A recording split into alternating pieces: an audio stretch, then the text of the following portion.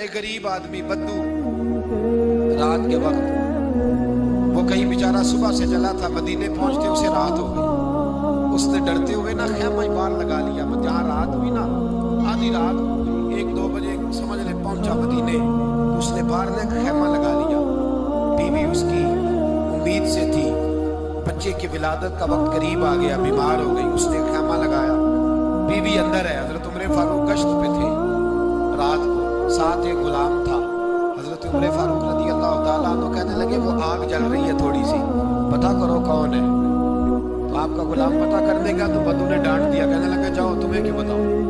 हजरत उमर खुद गए, कहने लगे मुसाफिर भाई बता तो सही। कहने लगा जी छोड़े, मैं आपको क्यों बताऊं, मैं कौन हूं, कैसे आया हूं। फरमाया खैमे के अंदर से कराहने की आवाज आती, कोई दर्द से चीख रहा है, बता हमें बात क्या है। कहने लगा जी मैं फलां बस्ती फलां इलाके का एक गरीब हूँ, अमीरुल मोमिनीन उमर फारूक से मिलने आया हूँ और रात हो गई है तो यहाँ खैमा लगाया है, सुबह मैं उनसे मिल के चला जाऊंगा। तो रात को तकलीफ देना पसंद नहीं किया, तो मेरी बीवी उम्मीद से थी, अब बच्चे की विलादत का वक्त करीब है, पास कोई नहीं। हजरत उमर कहने लगे तू ठहर, मैं अभी आया। चेहरे पे नकाब, उसे बताया नहीं मैं ही अमीरुल मोमिनीन। उमर दौड़े गए, अपनी ज़ौजा से कहने लगे अगर तुझे बहुत बड़ा अजर मिल रहा हो तो हासिल करेगी। क्या करूंगी, तो कहने लगे चल फिर मेरे साथ, बहुत बड़ा अजर है। एक दोस्त के यहाँ विलादत का वक्त है, जरूरत की चीजें साथ ले लो। उस औरत ने थोड़े दाने ले लिए, घी ले लिया। हजरत उमर से कहने लगी लकड़ियां इकट्ठी कर ले। अमीरुल मोमिनीन, काउंसलर की बात नहीं बता रहा मैं आपको, MPA की बात नहीं बता रहा, MNA की बात नहीं बता रहा, जो 10 गांव को मिला के चेयरमैन बना उसकी बात नहीं बता रहा, उसकी बात बता रहा हूं जो 22 लाख मुरब्बा मील का हुक्मरान है। उसकी बात बता रहा हूं जो गली से गुजरे तो शैतान रास्ता ही बदल जाता है।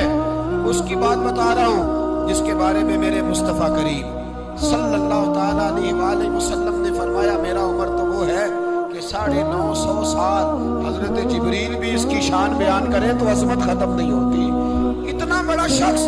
हजरत उमर ने लकड़ियां इकट्ठी की, ईंटों का रोड़े लेके चूल्हा बनाया, पहुंच गए।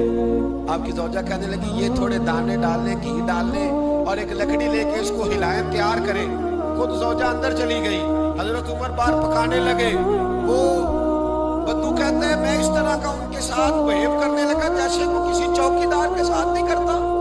मैंने समझा जी उमर ने चौकीदार रखे आने जाने वाले मेहमानों का। मैं कभी पानी का प्याला मांगता, कभी कोई बात, उमर दौड़े जाते, कभी पानी लाते। ओ मुसलमानों, ओ मेरे रसूल के गुलामों, अजीजों, हजरत उमर फारूक। वो गुलाम कहते हैं मैं उमर से कहता, मैं कहता गुलाम पानी ला, तो उमर दौड़ के पानी लाते। मैं कहता तुझे घी पकाना भी आता है, पहले भी कभी पकाया है?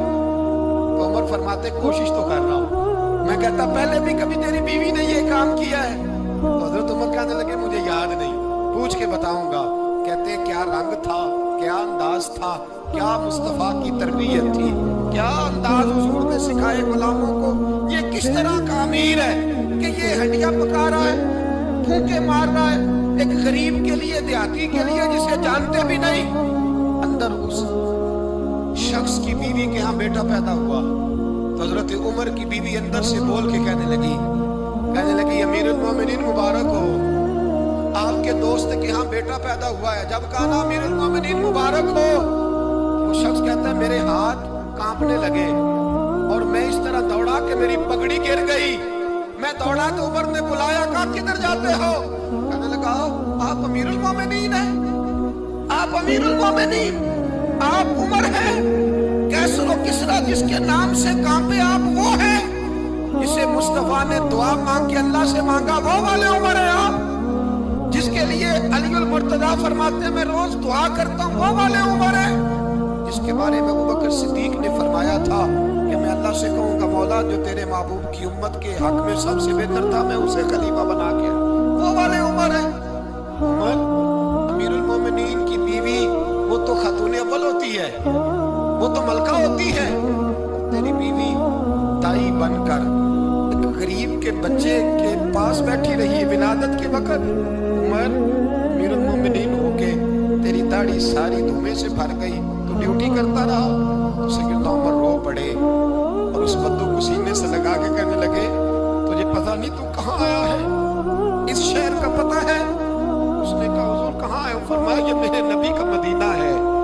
मुस्तफ़ा का मदीना है, यहाँ अमीरों का इस्तकबाल नहीं होता, यहाँ गरीबों के इस्तकबाल होते हैं। यहाँ हुजूर ने इस स्टेट पे मेरे रसूल पाक ने वो वाला रंग दिया है कि अब गरीब सर उठा के जीने लगे हैं, अब मजदूरों को इज्जतें मिलने लगी हैं, अब यतीमों ने सर उठा लिया है,